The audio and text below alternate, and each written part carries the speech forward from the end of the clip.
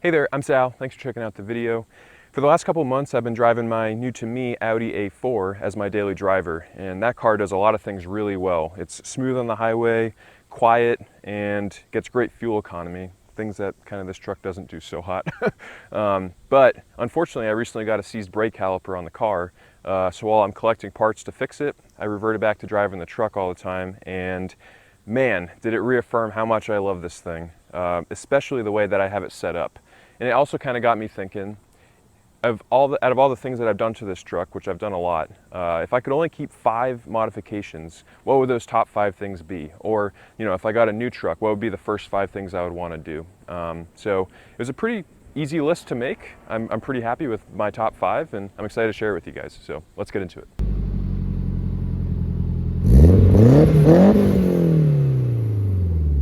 So the first thing on the list is something more for livability as opposed to customization, but it's a new head unit with either CarPlay or Android Auto, whatever flavor you choose. I did not have a car with CarPlay beforehand, and when I got this head unit, it was my first experience with it, and I was like, I can't go back anymore. It is so nice to have your maps, your music, whatever you want, your text stuff just coming right through on the screen.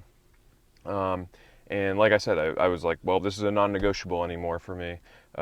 Every car that I have from now on should have CarPlay in it, and I applied it to my Audi. It was one of the first things I got was a new head unit with CarPlay in it, and for me, it's the whole simplicity factor of it. Like, you know, your phone connects right away, especially if you get a wireless version, which I think most of them nowadays are wireless.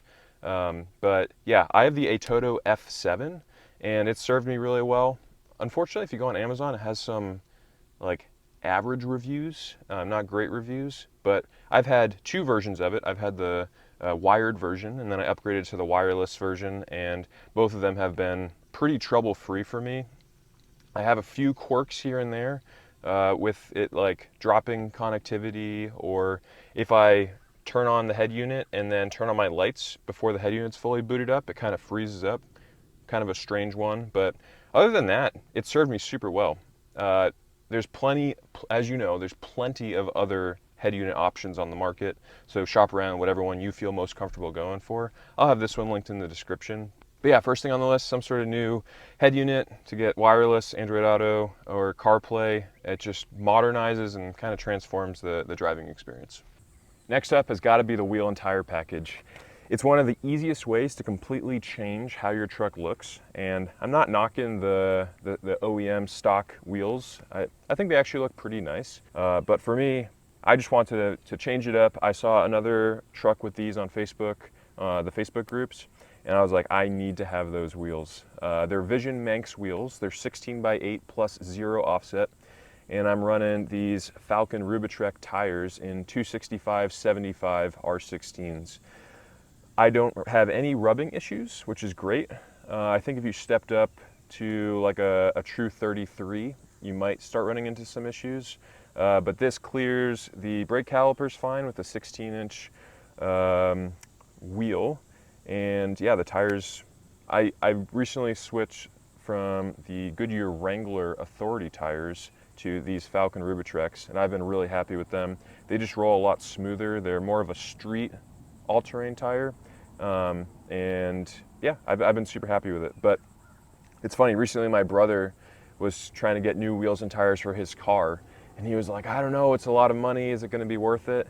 And it dawned on me, I've gotten new wheels and tires on every one of my last 4 cars, and I was like, you know what? Every time I'm like, oh, this is a lot of money, I don't know if this is going to be worth it. And then every time, once they're on the car, I'm like, oh yeah, that is 100% worth it. I am super pumped with it, and you kind of forget how much money you just spent on it. I don't know if that's a good thing or not, but yeah, all that to say, I think wheels and tires is, again, one of the easiest ways to transform how your truck looks and kind of customize it to you, and it had to be high up on this top 5 list.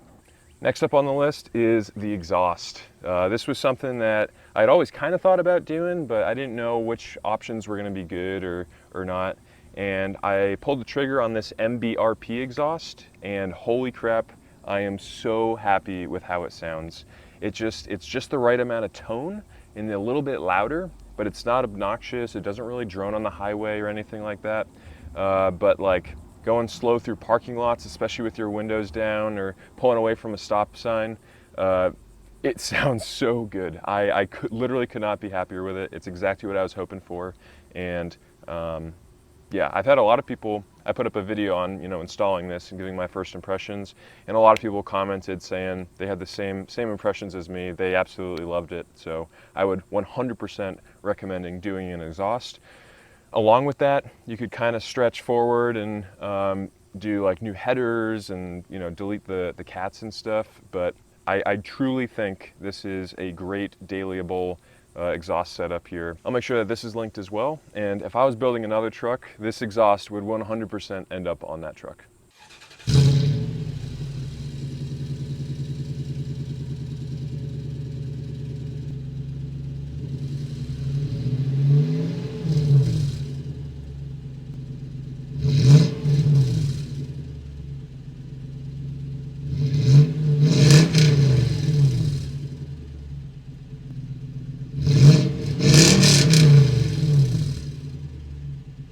Okay, so this next one might be kind of a surprise to you guys, but it's actually going to be the subwoofer that I've added.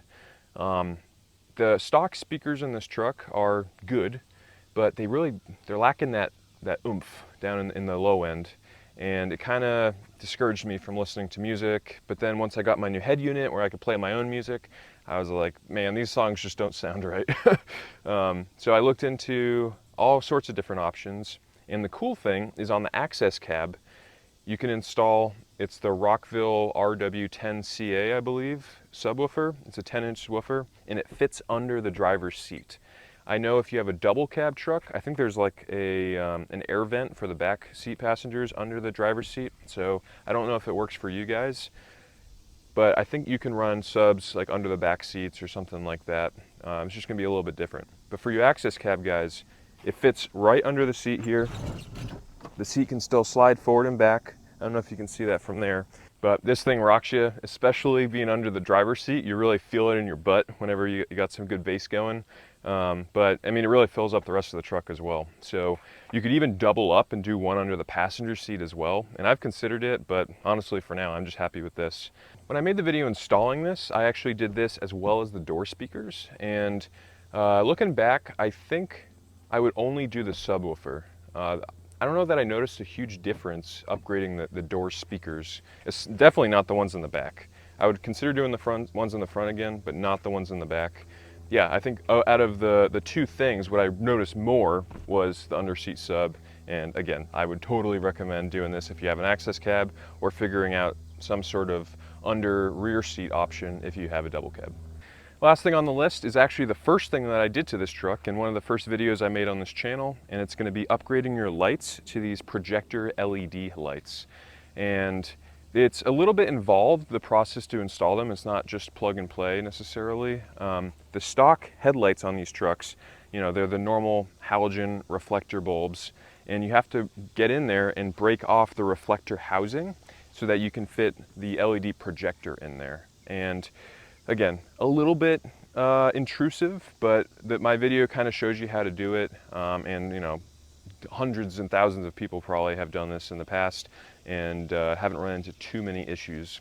What I did is I picked up these aftermarket headlight housings from, I forget where I got them from, maybe it was 1A Auto or something like that. And then I chose to modify these, and I still have my stock ones, fully intact. Just kind of, the idea was if I break something, at least it's on the cheaper headlight housing as opposed to a pretty expensive stock OEM one. But yeah, as regards to the bulbs themselves, huge upgrade over the stock ones. The light projection down the road is a lot better. It's just a nice crisp white light, so it looks a little bit more modern.